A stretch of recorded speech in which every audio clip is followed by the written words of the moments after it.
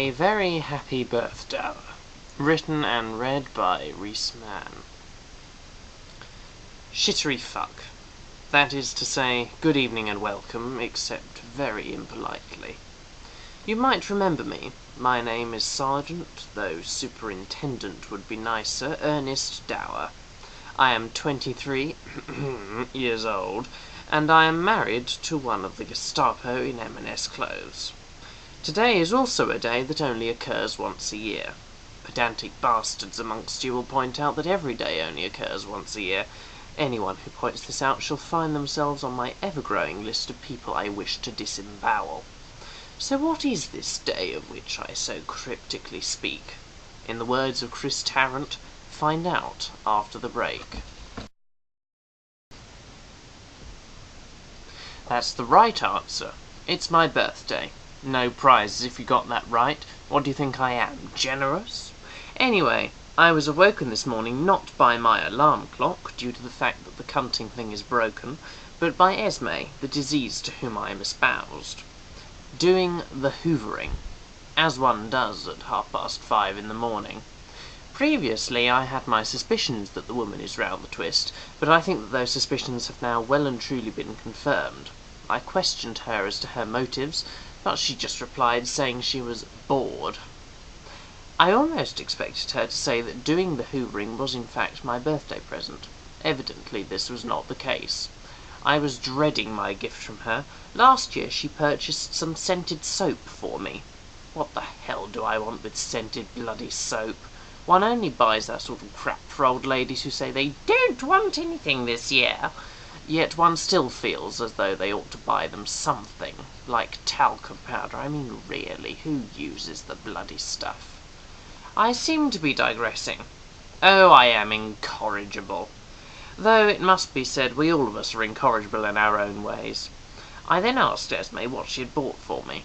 She said, "Surprise!" This either meant that she had bought something irrelevant and unwanted, or she hadn't bought anything yet. Or she'd bought something that only people with the imagination of a squashed grape can think of, like a book token. I mean, they're all very well, but last year I ended up with about 400 of the things. And I don't even read all that much. Mind you, that many tokens would make even the sturdiest and strong-willed of bookworms wither and cower like a person of restricted growth regarding a dimensionally challenged person. I would say dwarf regarding a fatty, but we like political correctness in these stories. I trundled down the stairs in the manner of an especially clunky train and bounded over to my pile of presents. I managed to open them all in precisely, or not so precisely, depending on whether or not my stopwatch is on the blink again, 43 seconds. The usual suspects were all there. Yet another box set of Sex and the City from Auntie Maud. I have never watched it and never intend to. Socks from my mother with the compliments of her psychiatrists. One of those silly iPod things that youths plug themselves into. If I were the manufacturer, I'd electrocute every single last one of them. And finally, Esme's present. An enormous box of the cardboard, not the cricketing kind. Though I need hardly mention that in the unlikely event of my ever having to cricket, an enormous box would be necessary. Some days I feel as if an elephant's trunk is dangling between my legs. Inside this enormous box was something living. That ruled out Baroness Margaret Thatcher and Bruce Forsyth, then. I opened the box as carefully as possible, in case it self-destructed or its contents leapt upon me.